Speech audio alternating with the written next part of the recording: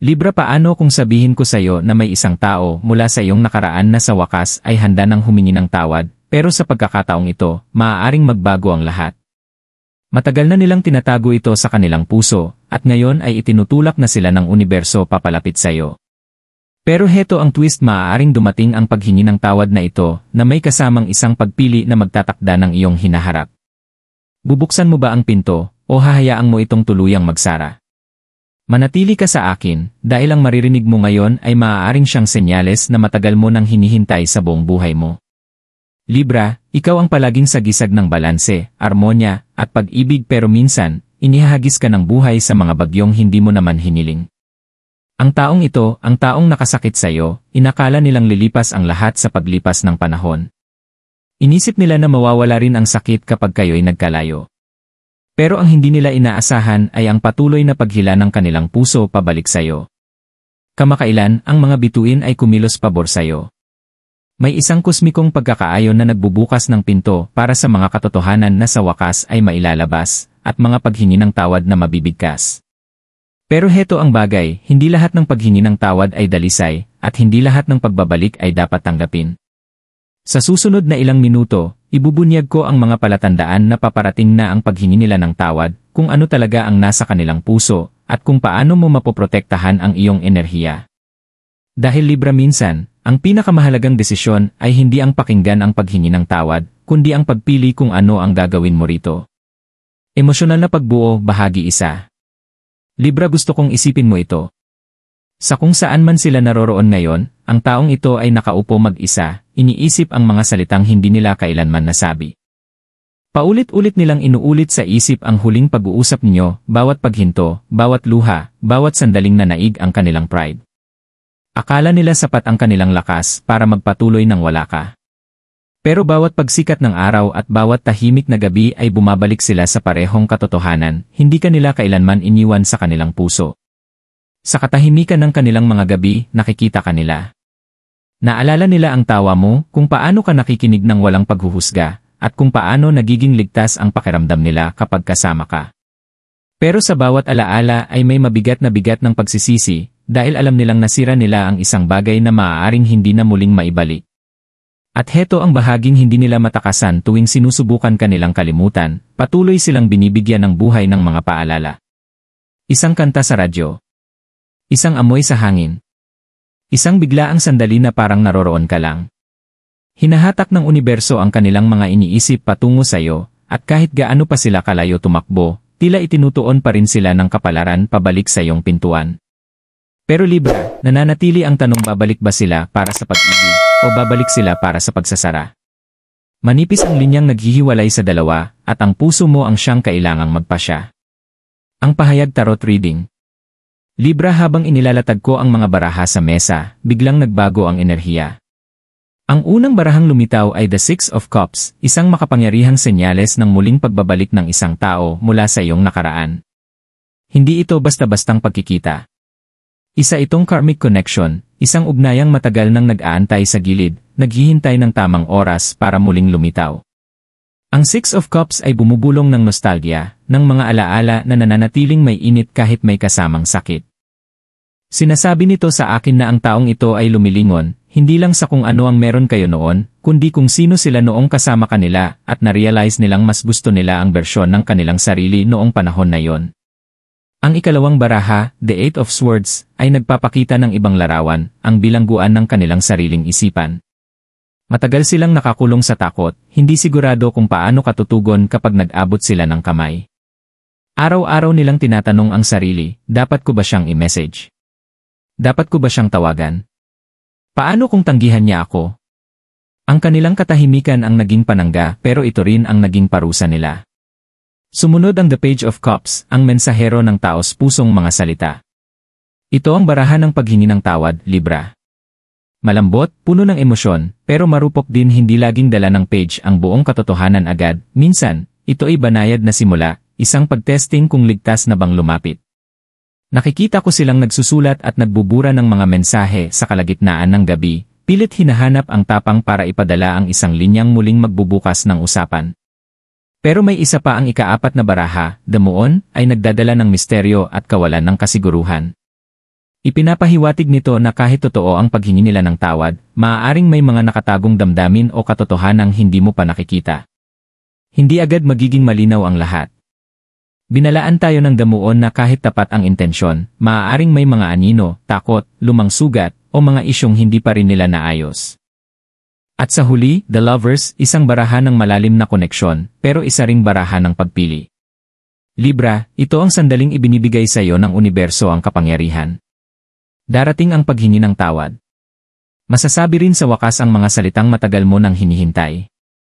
Pero nagtatanong ang The Lovers, babalik ka ba sa kanilang mga bisig o lalakad ka sa bagong landas, bitbit lang ang mga aral at hindi ang tao? Hindi hinihingi ng mga baraha ang sagot ngayon. Naghahanda lamang sila sa iyo dahil ang sandali ay darating ng mas mabilis kaysa sa inaakala mo. Emosyonal na pagliko. Libra, maaaring magsalita ang mga baraha tungkol sa pag-ibig at muling pagkikita, pero bumubulong din ang mga ito ng mga babala. Ang paghingi ng tawad ay maaaring maramdaman na parang ulan matapos ang mahabang tagtuyot, nakakapreskong damhin, nakagagamot, puno ng pangako. Pero minsan, ang parehong ulan ay maaaring maging baha kung bubuksan mo agad ang pintuan. Isipin mo ito kung tunay silang nagsisisi sa ginawa nila, bakit inabot ng ganito katagal bago sila bumalik? Takot ba? Pride ba? O naghihintay lang ba sila hanggang sa muling kailanganin kanila? Sa mga ganitong sandali, madali nating mapagkamalang pag-ibig ang pananabik at pagbabago ang nararamdamang guilt. Ang panganib ay nasa maling akala na ang isang paghingi ng tawad ay otomatikong nangangahulugan ng tunay na pagbabago. Nakikita ko ito sa enerhiya ng damuon na lumabas kanina, ang mga anino, ang mga hindi pa nakikitang katotohanan. Maaaring tapat sila sa hangaring itama ang mali, pero ang pagiging tapat ay hindi binubura ang nakaraan, at hindi nito ginagarantiya ang mas mabuting hinaharap. Minsan, humihingi lang ng tawad ang mga tao, hindi dahil handa silang ibigay ang nararapat para sa iyo, kundi dahil namimiss nila ang kaginhawaang ibinigay mo noon. Libra, bukas palad ang puso mo. Palagi kang handang magpatawad, kahit kapalit nito ay ang sarili mong kapayapaan. Pero sa pagkakataong ito, hinihiling sa iyo ng universo na huminto muna. Na tumingin lampas sa mga salita. Babalik ba sila dahil sa wakas ay nakita nila ang tunay mong halaga, o dahil sa wakas ay naramdaman nila kung gaano kabigat ang buhay nang wala ito? Kung padalos-dalos kang tatanggap, nanganganib kang bumalik sa parehong siklo, sa parehong mga gabing nagtataka ka kung bakit sila nananahimik na naman, sa parehong mga tanong na walang sagot na unti-unting kumakain sa iyong kapayapaan. Maaaring magpagaling ng isang sugat ang paghingi ng tawad, pero kung hindi sila nagbago, maaari itong magbukas ng 10 pa. Ito ang dahilan kung bakit lumabas ang The Lovers, hindi lang bilang simbolo ng romansa, kundi bilang paalala ng pagpili. Ang pagpiling protektahan ang iyong enerhiya.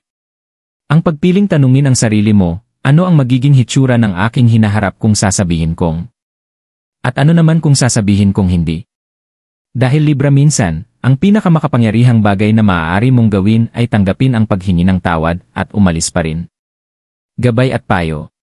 Libra, alam ko na hati ngayon ang iyong puso. Isang bahagi mo ang patuloy na nakakaalala sa sakit na idinulot nila, pero may isa pang bahagi na hindi maikakaila ang hatak ng nostalgia, ang init ng kung ano kayo noon. Ito ang dahilan kung bakit napakadelikado ng sandaling ito, tinutimbang ng timbangan ng iyong puso ang pag-ibig laban sa sariling proteksyon. Una, tandaan mo ito, ang paghingi ng tawad ay hindi kapareho ng isang pangako. Bago ka magdesisyon, obserbahan mo muna ng mabuti ang kanilang mga kilos. May konsistensya ba? Gumagawa ba sila ng tunay na hakbang para patunayan na nagbago na sila, o ginagamit lang nila ang matatamis na salita para ibaba ang iyong depensa? Ang tunay na pagbabago ay nakikita sa mga pattern, hindi lang sa iisang sandali. Ikalawa, bigyan mo ang iyong sarili ng espasyo para maramdaman ang lahat ng hindi nagmamadali. Wala kang obligasyong magbigay ng sagot agad-agad. Minsan, ang katahimikan ang pinakamabisang kalasag mo. Hayaan mo silang maramdaman ang hindi tiyak, hayaan mong maintindihan nila kung ano ang pakiramdam ng maghintay, ng magtaka. Hindi ito paghihiganti, ito ay pagpapanatili ng balanse. Ikatlo, protektahan ang iyong enerhiya. Maaari itong kasing simple ng pagtatakda ng malinaw na hangganan, mga limitasyon, kung gaano kalaki ang access nila sa iyong emosyon. Maaari kang magpatawad ng hindi nakakalimot. Maaari kang makinig ng hindi agad pinapapasok muli sa iyong buhay. At maaari mong mahalin ang iyong sarili ng sapat para lumayo kung ang pagbabalik nila ay hindi natugma sa iyong paglago.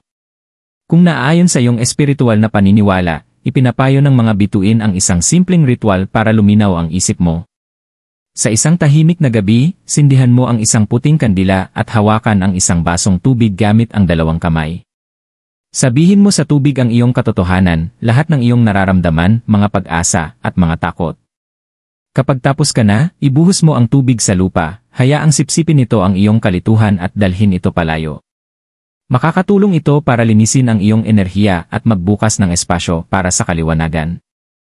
Sa huli, higit sa lahat, pagkatiwalaan mo ang iyong intuisyon. Libra, likas kang ginagabayan ng armonya, pero minsan, ang landas patungo sa armonya ay ang piliin muna ang iyong sarili. Paparating na ang paghingi ng tawad, tiyak iyan ayon sa mga baraha. Pero ang pagpili iyan ang iyong kapangyarihan. At sa pagkakataong ito, nasa iyo ang lahat ng kapangyarihan. Libra, inaayos na ng universo ang bawat piraso sa tamang lugar.